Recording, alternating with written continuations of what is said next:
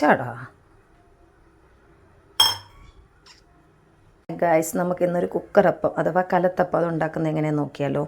ഇത് 3 മണിക്കൂർ കുതിർത്ത് വെച്ച പച്ചരി കഴുകി ഇതാക്കിയത്, അതിലേക്ക് 1/2 കപ്പ് ചോറും ഒരു ഏലക്കയും, ഒരു വലിയ ഏലക്ക കൊണ്ടാണ് ഒരു ഏലക്ക, പിന്നെ ജീരകത്തിൻ്റെ ടേസ്റ്റ് ഇഷ്ടമുള്ളവർക്ക് ഇച്ചിരി ജീരകം കൂടി ഇട്ട് നമുക്ക് അതിനെ നന്നായിട്ട് പേസ്റ്റാക്കി അരച്ചെടുക്കാം. വാ, നമ്മൾ അരച്ചെടുത്ത ഈ മാവിലേക്ക് ചൂടോടെ തന്നെ നമ്മൾ ശർക്കര പാനി ഒഴിച്ചു കൊടുക്കണം. ചൂടോടെ തന്നെ ഒഴിക്കണം. എന്നിട്ട് നന്നായിട്ട് മിക്സ് ചെയ്യണം.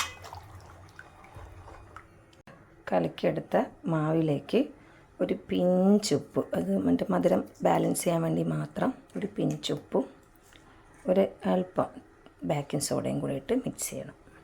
എന്നിട്ടൊരു 10 മിനിറ്റ് ഇത് ഞാൻ റെസ്റ്റ് ചെയ്യാൻ വയ്ക്കും. നിങ്ങൾക്ക് വേണമെങ്കിൽ വയ്ക്കാം. മാവ് മിക്സ് ചെയ്ത് റെസ്റ്റ് ചെയ്യാൻ വെച്ചിട്ടുണ്ട്. അത്രയും ടൈം കൊണ്ട് ഒരു 10 മിനിറ്റ് വേണമെങ്കിൽ വയ്ക്കാം, അല്ലെങ്കിൽ ഉടനെ തന്നെ നമുക്ക് റെഡിയാക്കാം. ഓരോരുത്തരുടെ ഇഷ്ടം പോലെ. ഞാൻ 10 മിനിറ്റ് റെസ്റ്റ് ചെയ്യും. ആ ടൈം കൊണ്ട് നമുക്ക് പാനിലേക്ക് കുറച്ച് നെയ്യും കുറച്ച് വെളിച്ചെണ്ണയും കൂടെ ഒഴിച്ചിട്ട് തേങ്ങ കൊത്തിട്ട് മൂപ്പിച്ചെടുക്കാം. ഞാൻ രണ്ടും കൂടെ മിക്സ് ചെയ്യും. ഓരോരുത്തരുടെ ടേസ്റ്റിനനുസരിച്ച് അത് നമുക്ക് മാറ്റി മറിക്കുകയും ചെയ്യാം. ഇത് മൂത്തതിന് ശേഷം നമുക്ക് ഇനി കൊച്ചുള്ളി മൂപ്പിച്ച് എടുക്കണം. ഇത് മൂക്കട്ടെ. തേങ്ങ കൊത്ത് മൂപ്പിച്ച് വെച്ചിട്ടുണ്ട്. കൊച്ചുള്ളി മൂപ്പിക്കുവാണ്.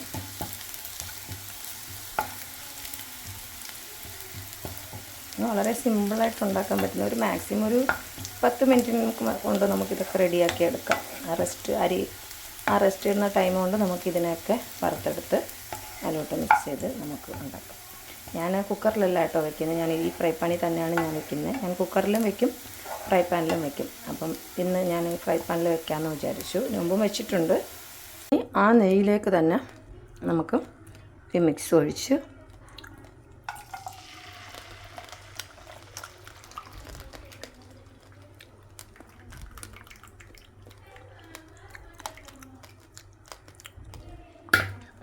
എന്നിട്ട് നമ്മൾ വറുത്ത് വെച്ചിരുന്നത് ഇതിൻ്റെ മുകളിലോട്ട് തൂക്കി കൊടുക്കാം. നല്ല ക്രിസ്പി ആയിട്ടുണ്ട് ഈ സാധനം. ചെറിയ ഫ്ലെയിമിൽ വെച്ച് നമുക്കിതിനെ വേവിച്ചെടുക്കാം.